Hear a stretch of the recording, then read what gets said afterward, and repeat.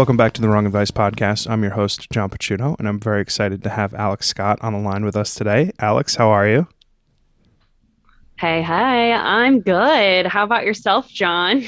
Day before Christmas Eve. Very excited, feeling very festive. I'm doing great. Why don't you introduce yourself to the listeners?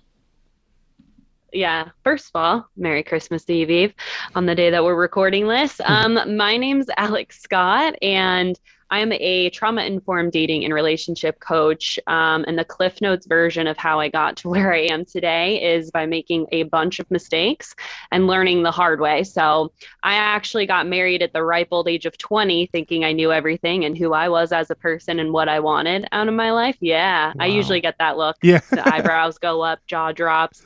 Um, and I was raised in a really conservative religious background. So that's why I was like, oh, yeah, this is what I'm supposed to do. I'm checking all the boxes that my parents my entire life told me I needed to check. Well, about a year in, found out that sadly, my partner at the time struggled with some addiction issues. It was the total blindside, like, did not see that coming. He hit it really well. And after some trial and error, I sadly made or not sadly, it was actually one of the best decisions of my life, but no one likes going through divorce. So I left him. I just knew I didn't want to bring kids into that dynamic. And as timing would have it, Bumble and Tinder were the new hot things on the market. So your girl got herself on there and then stuck in a huge cycle of dating men who just weren't what I truly wanted. And I was like, why do I keep choosing these assholes? Hmm. Oh, am I allowed to cuss on here? Absolutely. Okay, great. Awesome. My kind of people.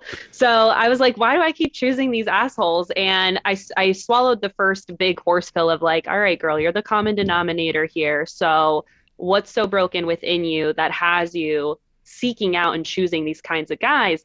And thus started my love for psychology and how we are wired for relationships and the differences between male and female perspective and experiences.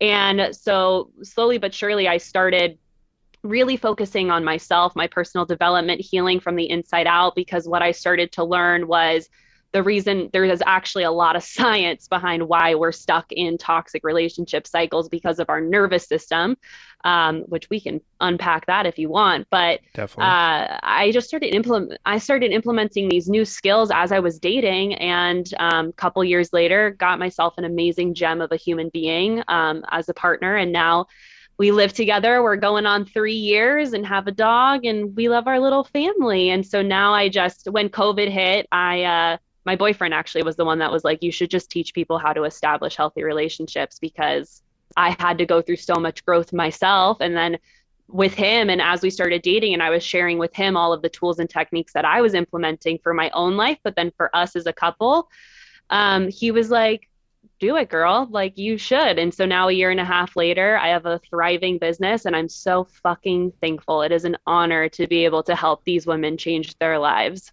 That is So, fucking awesome. Holy shit.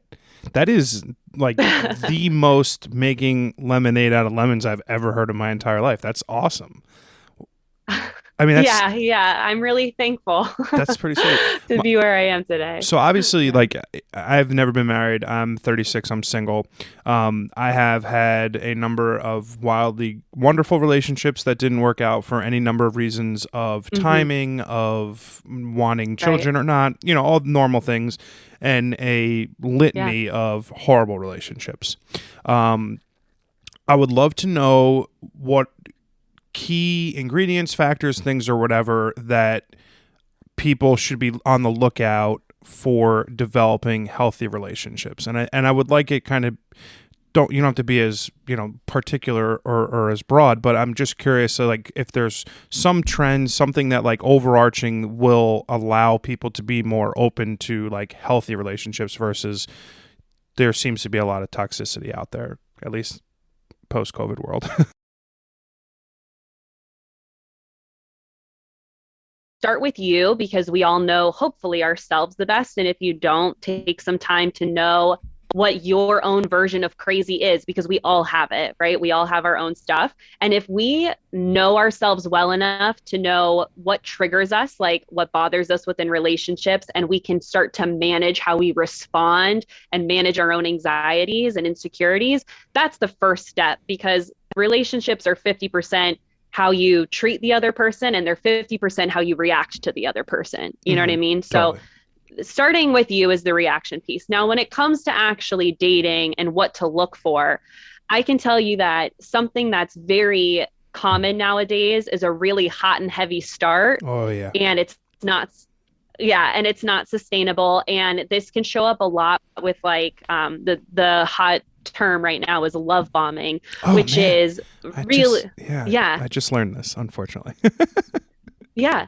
Yeah. So love bombing is a tactic used to establish a false sense of intimacy and connection really quickly. And so it can look like a couple different things. One, it could be really big, like grandiose gestures. So for example, they're buying you really lavish gifts real quick. It can also come across something as simple as constantly complimenting you and kind of putting you on a pedestal. Like you're the one for me. Where have you been all my life? You're so beautiful and I'm just so in love with who you are. And it's like, dude, we're on our second date. Like, pump the brakes. Yeah. All right. So keep an eye out for love bombing because, like I said, it establishes this false sense of intimacy and trust. And then once they hook you and they got you invested emotionally, because now once we invest emotionally, that's when all the justifying starts. We're like, oh, they're just having a rough day today, right? And it's like, doesn't matter if they're having a rough day, if they're disrespecting you, if they're not respecting your boundaries, if they're talking down to you, if they're being contemptuous, it ain't okay. Mm-hmm. So, really taking the time to be present while you're dating and look out for, are they really hot and heavy? Are they overly complimenting me? Is this unbalanced at all? Are we texting nonstop? That's another thing. Texting nonstop is not sustainable. And I can tell you, we train people how to treat us. So if they're not comfortable with a 3-hour text delay because you're busy with work, ooh, that's something to really explore, right? Very good. So those are some quick tips. I'm super glad you brought up the whole love bomb thing because like 3 or 4 months ago, I had dated a girl for a few months and her biggest thing to me was don't love bomb me. And I was like, I have no idea what that is. I'd spent most of COVID single, not dating for obvious reasons of not wanting to kill myself and or any of my parents. So like for the better part of a year and a half, I didn't do much dating. Then I got back on the apps and I went through the whole rigmarole of dating and it was so wonderful and great. And I met someone and she was fantastic. And we did go from 0 to 100 and it was, I would say mostly because of me. When you start looking back on the relationships and you understand that you're the driver of things, it's easy to see where you missed like the pitfalls of what was not going well. But very early on in the beginning, she was like, don't love bomb me, don't love bomb me. I was like, I don't know what this is. And then I learned. And it's funny because the things that you're mentioning that I would assume most often come from the male side of the relationship, it just seems like that would be the indicator, I think is what happened to me. And it was very funny. We went very hot and heavy and then it fizzled. And I am cognizant enough and I've been around in enough relationships that I knew that it had already set its course and it was done. And I ended things. And, I gave her the ability to end things, I should say. But yeah, it's super funny. I didn't know this was a thing. And it's something that I think would be like really good to like tell and learn because these kinds of things like texting all the time like intermittent texting is like where you have like huge delays and stuff. Like I have conversations with friends of mine all the time. Like if you have a particular conversation style that needs to be like matched up with your partner, like those expectations need to be had and met, and if they're not, like these are things that need to be discussed. 100%. I'm very curious what your take on online dating is. I've been in it and out of it for a plethora, and online can mean Match.com and Hinge and Bumble and all those things. But I'm curious what your thoughts are on them and how you were able to successfully navigate them to a healthy relationship. Yeah, totally. I hate them. I fucking hate them. Same. Good. I feel that it has done a disservice to dating because now what we struggle with as a species, because us humans, man, we love to make our lives so much freaking harder. we now, because of the dating app and online craze of meeting people, on the one hand, it's amazing, right? We have all of this opportunity now, people we never would have ever met because they don't go to the same, they don't live in the same neighborhood, they don't go to the same grocery store, all of that. We have plenty of opportunities now to connect with people farther away from us who could be potentially more aligned with us. And it has enabled so much shitty behavior at the same time. And what I mean by that is this thought of the grass is greener, the bigger, better syndrome of, okay, well, I kind of like this person that's in front of me, but who's my next swipe? Who's my next match? And so now we're not even investing with who's actually in front of us long enough to tell if this can go somewhere. So, I think online dating is honestly fucked some shit up in the dating world. Yeah. Like I do not envy anyone out there trying to use those mediums to meet people. I'm super glad you just mentioned the whole swiping and immediacy of things, because I saw like some comedian was talking about online dating, and he was like, yeah, like I went on a date with this girl and we had like a 2-hour dinner and drinks, and it was amazing. And we had so much fun, and we made plans and couldn't wait to see her again. But like, meanwhile, both of us went home and immediately started swiping again. And immediately, that dopamine fix, that like subconscious thing that we need to keep doing this, is like needed to be itched or scratched or whatever. And I was like, that's so wild, because I can vividly recall almost every time I went on a date, immediately when I got home, I was like back swiping and looking again. And it's just a really, really, it's an unfortunately super simple and toxic way to meet a person, which it's like the duality between the two makes it hard for it to be successful, at least in my opinion. Yep. Yeah, totally. And the statistics show that the top 2 ways to meet people still are being set up by friends and family or at social events. No shit. Those are still third is online dating. So if you're someone that's, and I don't know if you've heard of meetup.com, but I say this all the time, like, if you are over the dating game annoyance, like get on Meetup, join some social groups in your area, because now you're meeting people without the expectation of romantic feelings. It's a casual environment. You get to know someone and you already know you're like-minded because you have a similar interest. You're in this group, and that can be, sure, any group off a Meetup, but like bar trivia night, Taco Tuesday night, like just get out there and be social and be open to chatting and starting conversations with people, not to be a creep, sure, but just to be friendly. Yeah. And that's going to open a lot of doors for you. I feel like, are you in your 30s? I'm sorry, I didn't ask. How old are you? I'm 29. I turned 30 in a couple months. Oh, happy birthday.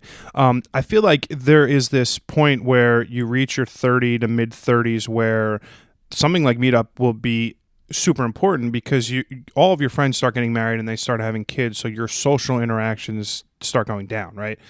Let alone the raging pandemic that has inhibited the ability to like go out and meet people. But for sure, I've found myself just trying to like get more friends. Like I have a huge group of friends, but like you don't see them all the time. Like I'm super lucky to have a really tight knit group of people that I call like my family, but we don't go out all the time. Like I saw friends of mine for my birthday last week for like the first time in like 3 or 4 months. Now, like there are extraneous circumstances around that, but totally agree that like just getting out of your comfort zone and just like meeting like-minded people will be tremendous for, the possibility of meeting their friend who may know someone who may know someone who may know someone, for sure. 100%. I think it's pretty cool that you took like, what would be a life trauma and turned it into a business, which is pretty awesome. And then also successfully navigated the online dating world. As a relationship coach, what do you find are some of the most like inhibiting factors for individuals that like are hurdles that they put in their own way that ultimately hinders them from meeting someone? Oh my God, great question. And it's insecurity, 100%. Let me tell you, okay?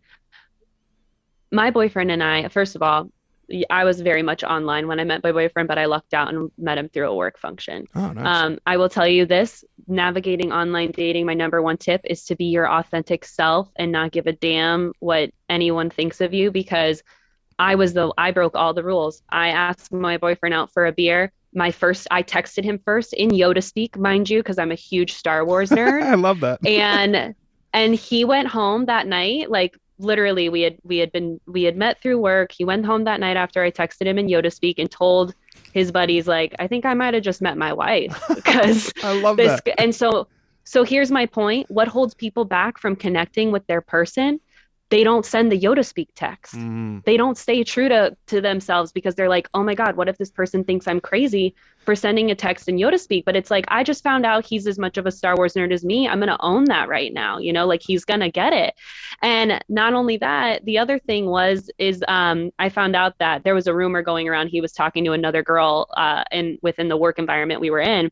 And I just asked him, I was like, hey, dude, like, we're about to go on a first date. And I just want to know, like, you're welcome to be seeing other people, but let me know. And he was like, I appreciated you just fucking asking me because so many other women could potentially sit in that fear and that insecurity. And instead of just like, hey, I just want to know, like, let's clear the air, that nervous energy becomes polarizing to a guy because even though nothing's being said, that energy is like repelling that connection, you know? So that's not, the answer to your question is be you, be completely, authentically, genuinely you in all of the ways.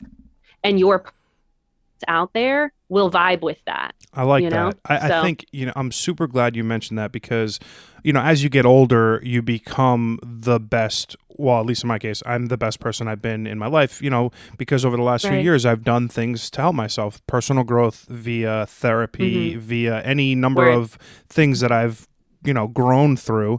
And I like the one reoccurring thing I say all the time on my podcast is like, I wonder if I could have like imparted any of the life lessons I've received over the last 2 years to like 22-year-old John. Right.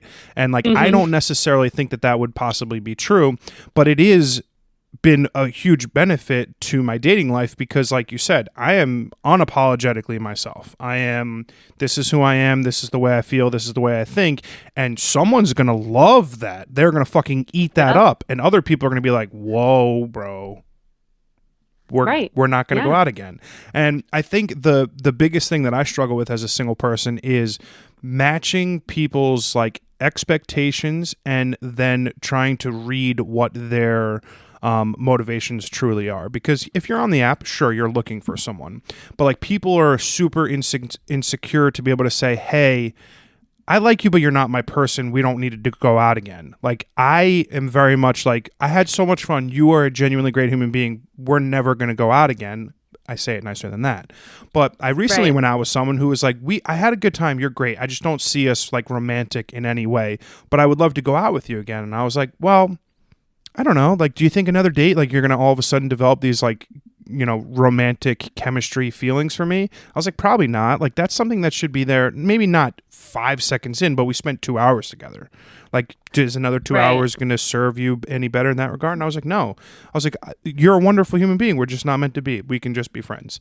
And I think that is the biggest hurdle with dating now is people being afraid to like own their feelings and like be very upfront and honest about the things that they're thinking and feeling. Yeah, 100%. And it's like, when it comes to that, by the way, I always remember karma, treat people the way you want to be treated. Like, don't just ghost, don't just disappear. Like, let them off the hook, because if the roles were reversed, you would want to be let off the hook too. 100%. So I love that you carry yourself that way. That's awesome. Yeah, no, for sure. I think that I definitely did ghost people in my 20s. And when I look back on it, like if I wasn't going to be like the most insane, creepy text possible 10 years later, like I would love to go back and tell everyone that I ghosted, like, hey, I'm super sorry that I was like an immature, narcissistic asshole in my 20s. And I did that because it is truly the worst thing to do. Like it takes 5 seconds to be like, hey, we had fun together. This isn't working. And I'm like, really wish you the best moving forward. That's super easy. And it's like that level of honesty is going to hurt someone a lot less than you just ghosting them, because that fucks people up. Yep. Yeah. And what you put out there comes back. So you don't need that in your life. Yeah, absolutely. I think one of the other things, so like I've got a lot of girlfriends. It's weird that all my guy friends are married and a good number of my girlfriends are single, and the amount of shitbag human beings that come on my species, on my sex of humans, is like remarkable. And the common theme that I get from them is that when they're dating someone, they'll go on 3 to 5 dates and they'll be told every single thing that they want to hear and how great everything is. And then basically once they start sleeping together, like, oh, I don't really want a relationship anymore. So how do you like match up someone's words and like get a good, clear picture of whether the things that they're telling you are actually like, you know, indicative of something that they are actually looking for, or whether you're being gaslit? Yeah. Great question. And this isn't going to be the sexiest answer because sometimes you won't know until you know. Yeah. Because they can be, some of them can be really fucking good. Some, you know, they say all the right things and, you know, do all the right things. And then all of a sudden you're blindsided. And if that's you, I want to encourage you that that's a reflection of them. It has no definition of your value and your worth. Okay. Mm-hmm. Now, with that being said, I always like to tell my clients, like, be your best private investigator. Believe the physical evidence that you see. And I'll give an example of this in a second from when I was not dating smartly. Believe the physical evidence of what you see and believe the patterns of their behavior and actions over their words. Words are cheap. Talk is so cheap. Texting talk, so fucking cheap. People do not believe what you read over text, especially with a new person. Like, take time. Trust is built, and that's okay to operate that way, you know? So an example of trusting the physical evidence you see, the relationship that brought me to my knees, that really led me to my rock bottom. Within the first couple of weeks, we had been dating, we established exclusivity, and within a week of that, I was over at his place and there was a receipt on his desk for a large dinner bill from BJ's that was written on it was "took Rachel." He was a real estate agent, so he loved to write everything off. And when I confronted him about it, I was like, hey, you didn't tell me you went to BJ's last night. By the way, a 45-minute drive there one way and back. So 90 minutes of driving, you know, with this girl, Rachel. And I was like, I know we just talked about exclusivity and like, I just want to know like what happened, you know, like, let me know, you know, like, I'm not upset that you're going to dinner with this chick, but like, I want to know just because finding out about it this way is kind of shitty. Mm-hmm. And he was like, this is where I was gaslit. He was like, I have friends that are girls. Is that a problem? And I was like, I just said no, but I don't like finding a bill from 10 o'clock at night, BJ's last night when you told me you were home. Ooh. Right. And old Alex, because like I said, that was the relationship that brought me to my knees. She stayed after that conversation. And to anyone on the outside looking in, it was like, girl, you are getting played. Mm-hmm. Right. And it came out like it was every 2 weeks and it was like a cadence and I didn't even have enough self-respect to put that down. It was so unhealthy. And if anyone wants more details, hit me up on the gram. I'll be happy to share more, but believe the physical evidence. If you catch something like that and there is no, yeah, you're right, my bad, like I should have let you know, or any clear kind of answer or explanation, peace out, Felicia. Yeah. Like that is not, wow. No. Yeah, that's fucked up. I don't know if I have, so I got cheated on in my 20s. That like fucked me up for a while. And I don't know if I have the most healthy relationship with being lied to now, but if for any reason I'm lied to, it's almost like a mortal wound for the relationship. And this could be a friend, this could be a family member, this could be anything, but like it doesn't take much to just be honest and tell the truth. Like I'm very pragmatic when it comes to these things in life. Do what you say, mean what you say, and and do the things that you say you're going to do. And it's like really that simple. Like just, you know, if you're going to call me when you get home, call me when you get home. That sounds like a small thing, but it's like do the things that you say you're going to do. If you're like going out with friends and we're supposed to hang out and then you canceled to see them or something, like just do the things that you say you're supposed to do and not the otherwise. But man, that's super fucked up. Yeah, that's tough. Yeah. As a relationship coach, I'm very curious is the measurement of success with your clients basically just them getting into healthy relationships? Like how do you measure success for your clients? Totally. I love that question. And it kind of runs the gamut because I've coached a couple clients actually through a divorce, getting out of a relationship, and focusing on healing and loving themselves and finding themselves after that. I also have coached couples through like their challenges. And I do coach, one of my clients who just worked with me for 3 months and we just wrapped up last week. I coached her through getting into a relationship because she started dating again and was like, I am self-sabotaging left, right, and center.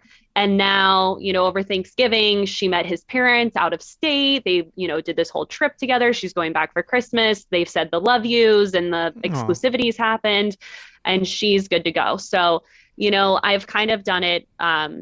It kind of is all over the place as far as how I measure success. But really, what matters and what every client has in common that I can say is they have agency over their ability to date. They know what to look for. They know how to speak to any red or yellow flags that come up. Instead of just justifying them, they explore them. They feel comfortable setting boundaries. They don't crave attention to fuel their self-worth. mm. So those are the big ones. Mm-hmm. Wow, I love that. Don't crave attention to. Wow, that's good. I like that. Mm-hmm. That's Yeah. good. I think, so I've reached the age where I think my parents have I've got two nieces and a nephew. My sister's about to get married in January. Like, I'm off the hook Mm-hmm. with, when are you going to get married? I don't get those Right. questions anymore. It's totally out of my purview from at this point, which is wonderful because that's another added layer of stress that nobody needs. Mm-hmm. You kind of had a immediacy in terms of checking the boxes that your parents were looking for and your family life and the whole nine yards. And then that kind of falls apart. And I've often said that there are all of these boxes laid out for you at a young age through, certain time period where you need to do these things, and I've done none of them, and I feel like I have a great healthy relationship with the fact that I haven't checked any of these boxes off, and it's perfect for me. But there is such inherent pressure for people of our generation to be married by 30, to have kids by 31, to have all these white picket fence things and dreams taken care of you. How do you coach your clients to avoid the pitfalls of the societal pressure to check these kind of life boxes? I tell them to forget about it all and do what makes them happy. Like, honestly, and same. So for me as a woman, the biggest societal pressure I get is when you're going to have a baby, and it's like, I've used to think my entire life that I would have babies. And now my boyfriend and I are like, I don't know if I really do want to have kids, Yeah. and that's a healthy conversation to have and to analyze with like what's going on in the world. And then just for us, it's like, what's really important to me. And so that's what I encourage everyone to do is know your values. You're a grown ass adult now, assuming you're over the age of 18 listening to this. You are allowed to make your own decisions. You are allowed to create the life that you want. Forget what governments, forget what religions say, find your happiness. And by the way, that's allowed to fucking change too. Okay. If you want to be single and then all of a sudden you're 35 and you're like, oh my gosh, I don't want to be single anymore. That's okay. If you decide you don't want to have kids and then you hit 50 and you're like, you know what, I do want to have a baby, you may have some challenges, but there's always options for adoption and things like that. And so just live your life from day to day, take it one step at a time and do what makes you happy. Yeah. I mean, it's such a hilariously cliche thing. Yeah. But I've been blessed that my life is completely different than what I would expected it to be 10 years ago. Mm-hmm. And it is the most wonderful, freeing thing on the planet. But I never afforded myself the opportunity to do these things. I never opened myself up to discovering new and interesting things about myself. And you're completely right. There is no timeline except for your timeline. And it's the timeline that you make for yourself. 100%. I'm super curious about, so I have what I look for with a partner, the things that are important for me for the quote unquote partner checklist of their intelligence, their sense of humor, things that I look for that will match up on my level of the things that are I'm attracted to or that I would see in a viable partner. What are some commonalities that you see amongst people that you work with on terms of what makes for a good partner, a healthy relationship? What are some key ingredients, so to speak? Yeah, I would say going back, similar to what I said before, is self-awareness. Finding a partner who's self-aware and can own their mistakes is huge. And that right there is a challenge to find. For some reason, we, again, as a species, love to be defensive. We never like to admit when we make mistakes. And we got to drop that. It's we're human beings. We will make mistakes and that's okay. That doesn't make you a bad person. That doesn't make you a shitty partner. You're just a human. Accept that. So, number one, finding someone who's self-aware, finding someone who can own their mistakes, finding someone who is honest and communicative, as we've discussed, and open-minded, and at the end of the day is respectful. Like just find someone who has a good moral character. Honestly, again, not a sexy answer, but that is what that is where the longevity of the relationship comes from, right? Mm-hmm. Because all of the feelings and the sexy, initial sparks fly in chemistry, like life will happen. You guys are going to have to deal with some hard times together. And what gets you through that is not the warm and fuzzy, sexy feelings. It's, do you respect me when I'm being weak? And can you hold me up and be my strength when I'm having a rough day and when I'm going through stuff? That is really what carries the relationship forward. And for that, you need someone who is a good complementary partner to you, so know your strengths, know your weaknesses, and find someone that balances out. I mean, that's beautifully said. I think that also sort of fundamentally runs into the issue with like online dating, right? Because you're taught as a kid, don't judge a book by its cover, but like that's exactly what you do on online dating. And I think honestly, like I struggle absolutely 0% with confidence issues or like body dysmorphia or like my physical self. I think I'm fucking the hottest guy on earth. It's irrational, but it's how I feel. So it's like when you don't have, like, I think the thing that I've learned most is like, I'm not going to marry like a Victoria's Secret model. That's okay. But like, I also you don't need to make like exceptions for yourself. Like you can be attracted to someone, it could sneak up on you. You can find something about someone that is completely extraneous to their looks, and that can be the thing. Like I for so many years, I put so much focus and energy on like how attracted to a person I was with, or how good the sexual chemistry was. To me, it was like, well, if the sex is bad, nothing else is ever going to matter because the sex is bad. And then it's like you're a big dumb idiot and you don't realize that like sexual chemistry and sexual compatibility grows over time. Like when you learn and develop that kind of timing with your partner, it gets better. Like these are all things that I wish I learned in my 20s. Like practical normal shit that you don't learn at a young age because you're just like, oh, I want to just hook up with the hot girl that's at my table at the club and whatever. Right 100%. I find that because I'm in a different place from all of my friends and family, like the conversations that I have out on dates are like more or less the same. Like, oh, how's your job? Oh, how are your family? Oh, like everything's super surface level. And that to me is inherently the most frustrating thing about dating, because it is super repetitive in that all the conversations that I have are the same. And like, while I'm very, very, very interested in learning what their favorite movies are, because I love movies, it's like the conversation repetitiveness acts as a deterrent to me wanting to date.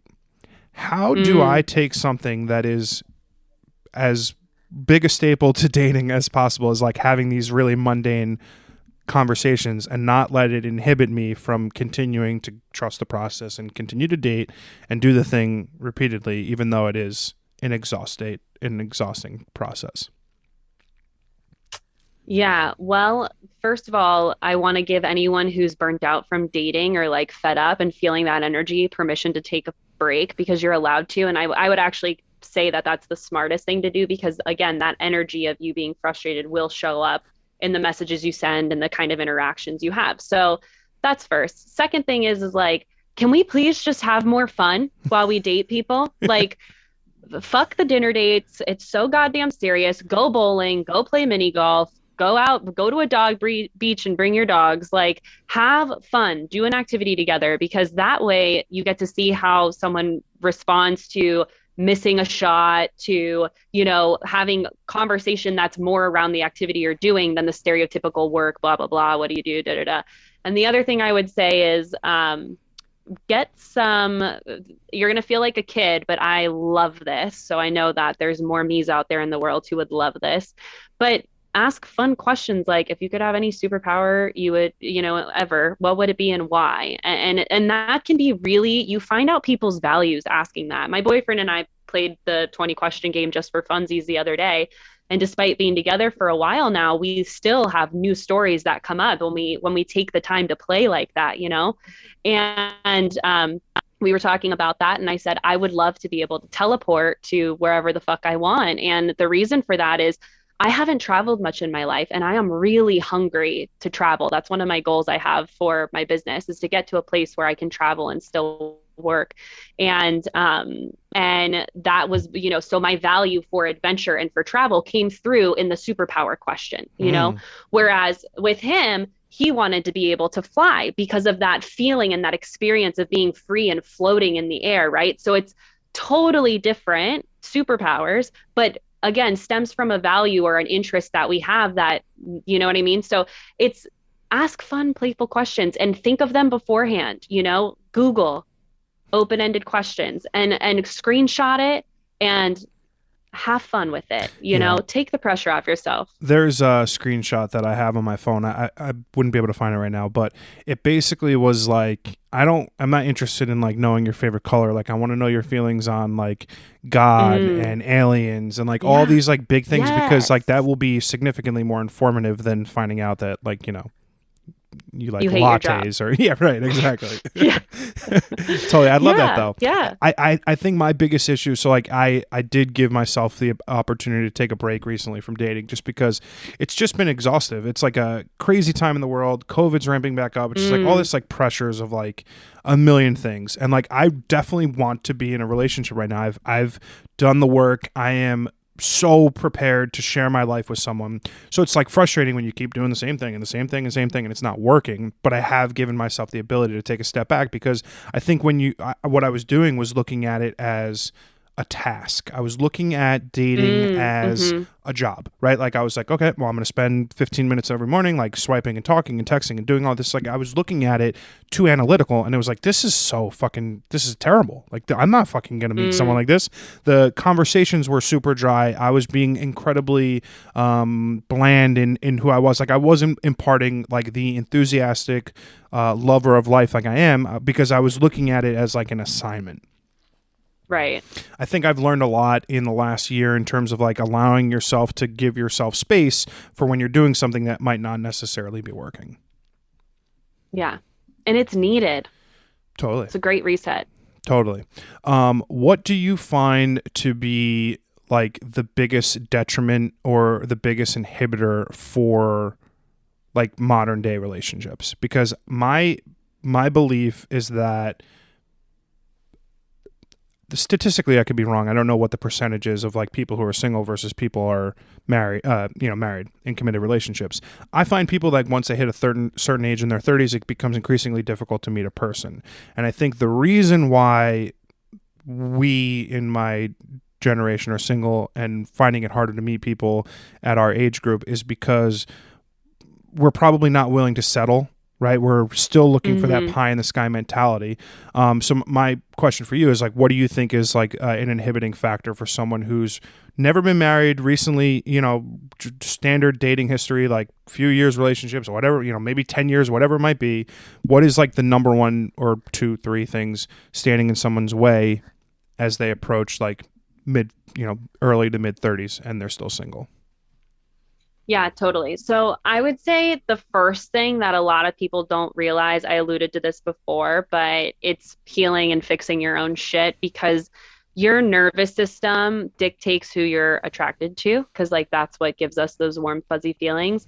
So using my life as a personal example, just to illustrate this concept, I grew up in a home where there was a lot of mental, emotional, and verbal abuse. And so in my relationships, because I was so accustomed and my nervous system was so used to thriving and surviving in an environment where there was a lot of mental, emotional, verbal abuse, I subconsciously sought that out because that environment, that dynamic was familiar to me. So I was literally, because your nervous system from the second you're born into this world is learning based off the interactions, based off of how your parents soothe you when you're crying as a baby. It starts to learn how to attach, detach, how to perceive relationships. So doing the inner work is so insanely important, especially if you've found yourself being attracted to unhealthy human beings. it's most likely because you're not even attracted to the healthy ones because they feel different to your nervous system. Whoa. And this was the case with me. Yeah, when I met my boyfriend, he was so into me, and I loved it, but at the same time, I could feel my system wasn't as excited by that. You know, I was so used to having to chase and prove Mm. myself that when I had a guy who was like, "I'm here for you, baby. Like, I like you. Let's do the damn thing." I was like, "Really?" Like, me? Yeah. Seriously? And so it took me some time to have that feeling of falling in love. You know, like I really liked him from the get-go. Like we had great conversation. There was great like banter and chemistry in that way.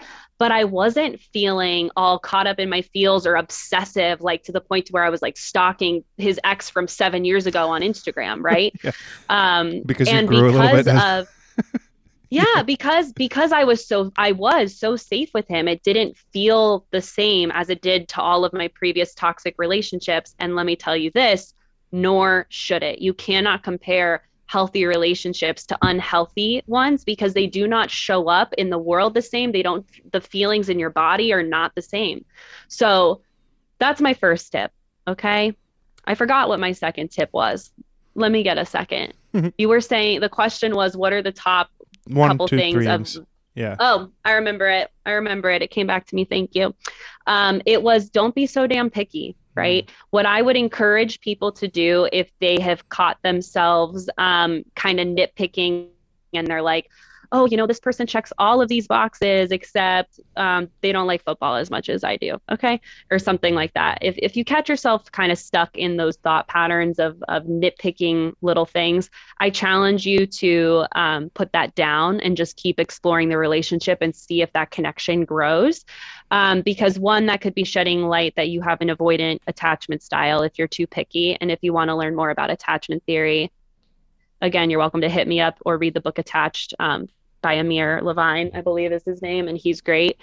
Um, and the other thing is that focus on your core values, like your top three deal breakers. You know, assuming monogamy, if you're a monogamous person and you want that, then loyalty will definitely be one of your values, right? And then focus on other things like the sense of humor aspect and being open-minded, you know, and just look for the core aspects of the moral character, you know, the things that define the moral character of the person that you want to establish a lifelong partnership with. I really like that.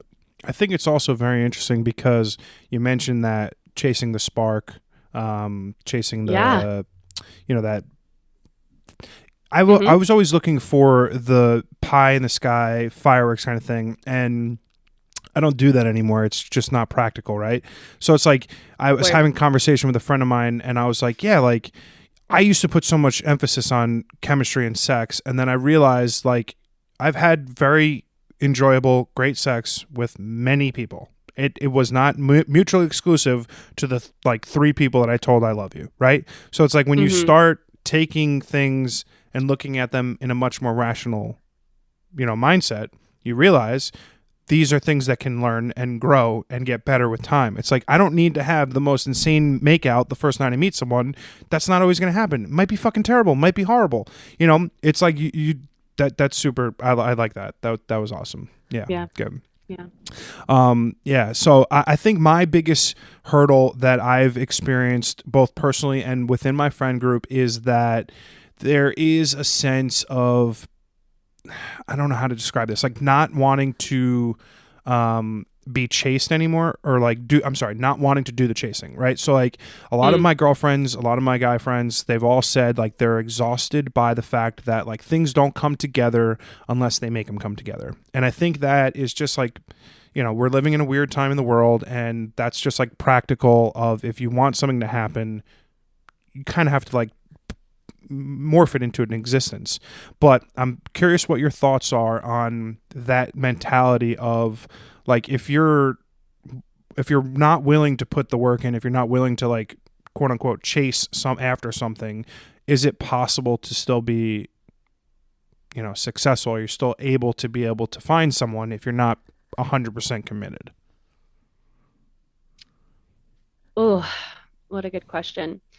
You know, the reason I feel like people are saying like I don't want to chase them over the games is because everyone's burnt out because we have all been treating each other like dicks, okay? Yeah. So it's a collective thing, and I wish I had a megaphone to shout from the rooftops to kind of reiterate what I said before. You're allowed to take a date, and please, for the love of God, be true to you, because I think a lot of the reason we get so exhausted while dating is because of that. We aren't staying true to ourselves, and it's a full-time job to keep up some kind of facade or dynamic that isn't genuine to you and your soul. Mm. So it's like, put it down, and like date when you want to date. And by the way, when you find someone who truly interests you, you will want to chase them. You will want to put in the work. So, just don't read into it so much. Date when your energy is in alignment and it's like, okay, yeah, I've had some time to myself. I'm ready. I'm like, I actually feel myself wanting to get on an app again. Like, wait till that prompts you, because we can't we can't control time. And I really feel that our inner beings know what's right for us, and we already know what we need. We just need to silence the noise of everything going on in the world to get there. And so if you just take your time, pump the brakes, allow yourself to want and desire and wait for that prompt to actually get back out there and try. And then again, when you do meet someone that is interesting, that will become so much more natural again to start to want to be like, okay, yeah, like when am I going to see you? Like let's go grab a coffee really quick. I love that. Um, Yeah, I think yeah. that's great. I'm super curious. So you've kind of took like your life and are now for a living helping people, which obviously hmm has to be a multifaceted, rewarding, stressful, anxious. Like it has its inherent like craziness. Yes. So like your days are probably super up and super down. And I'm super curious how like you as an individual, as a business owner, as like XYZ, how you how do you like conceptualize the success of what you're doing, and is it like reaching a certain number of clients, is it a certain number of like, because you have to live, right? So you need to make money. hmm So like for a long time, from a work perspective, I only chased dollars. Like I only cared about how much money I was making and where it Mm, was relative to the people around me.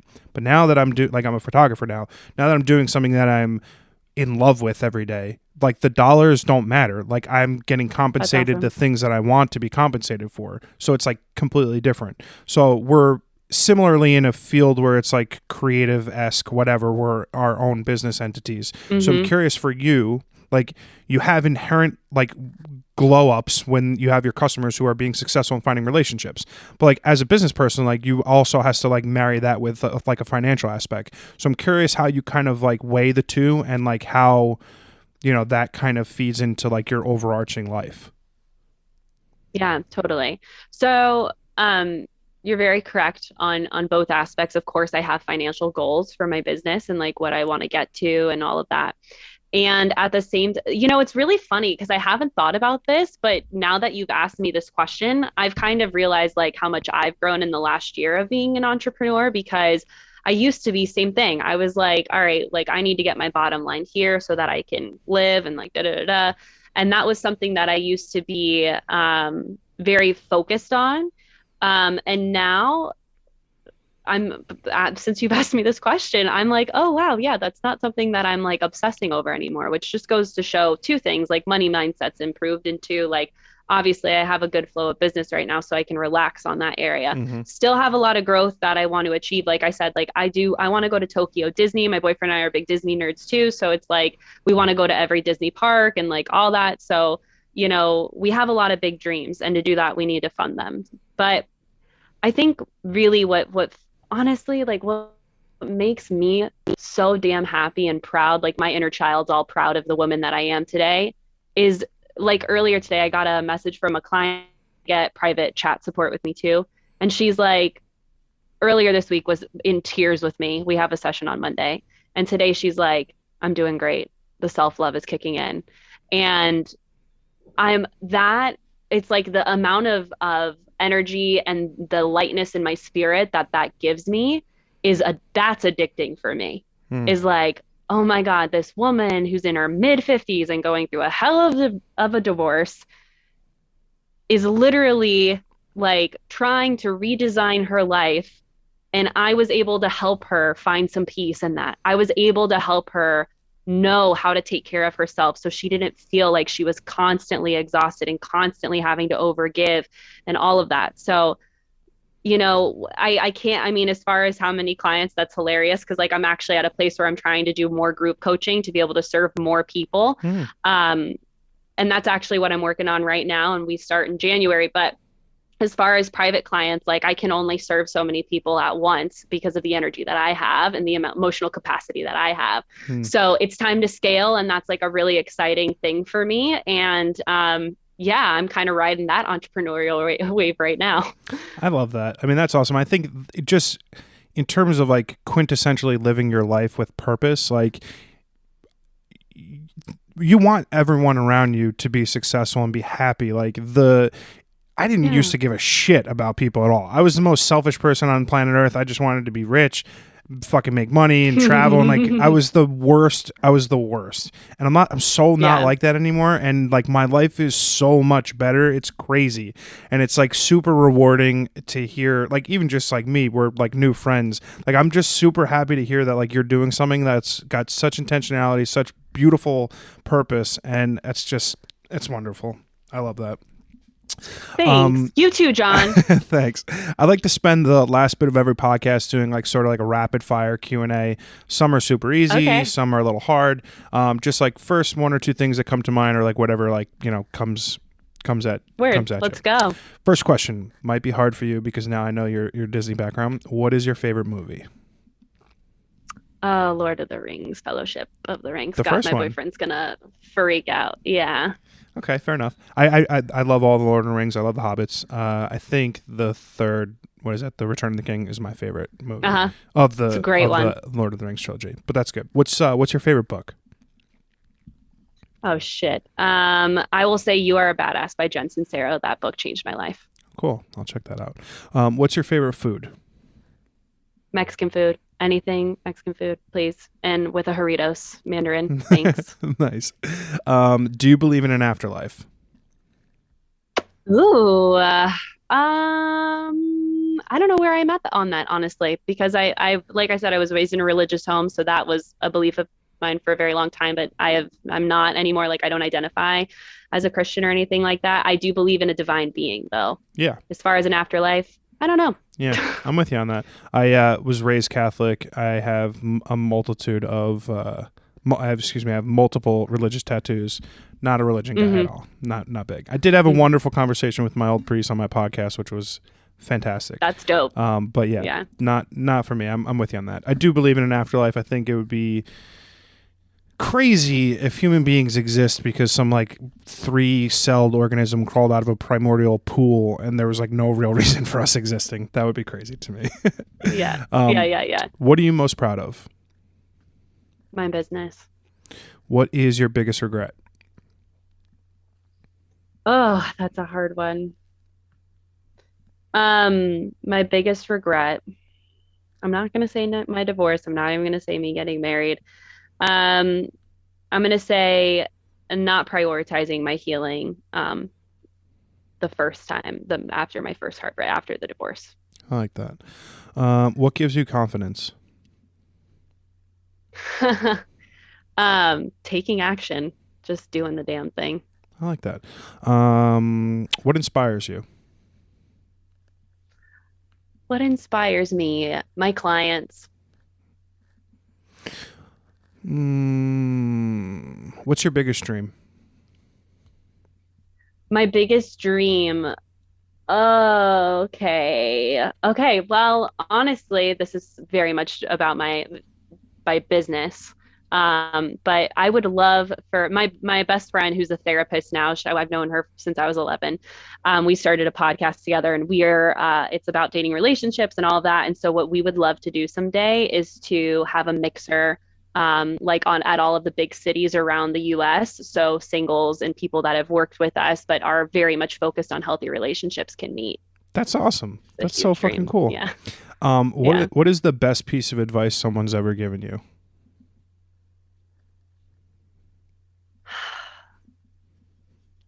best piece of advice someone's ever given me. There's a lot going through me right now. Um, I'm stuck between two. Give me them both. Well, the first one that comes to mind is the saying "new level, new devil," and what that means to me is that we're constantly growing, and this it's something that's kind of been resonating in my ears because or ringing in my ears lately because as I grow in business, there's actually a lot of recalibrating of my own nervous system to be able to hold space for more money and clients and things like that. Mm-hmm. So that's a huge piece of advice where it's just like we're constantly in growth. And the other one, as also cliche as this may sound, is this too shall pass, remaining present and knowing that if today is a hard day, that doesn't necessarily mean it's going to be here forever. So, yeah. I like that. Okay, last question. Give me a recommendation for something that you've consumed lately. Could be a book, movie, podcast, TV show, just something that you've recently consumed that you would like everyone to check out.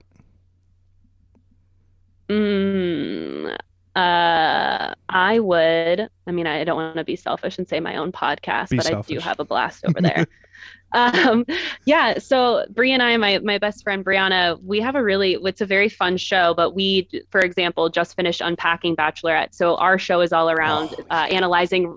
I love it. We analyze. I love the Bachelorette. Yeah. Unabashed Bachelor fan. No problem. Freaking listen. So we analyze all of the episodes and say, this is contemptuous behavior. We point out the details.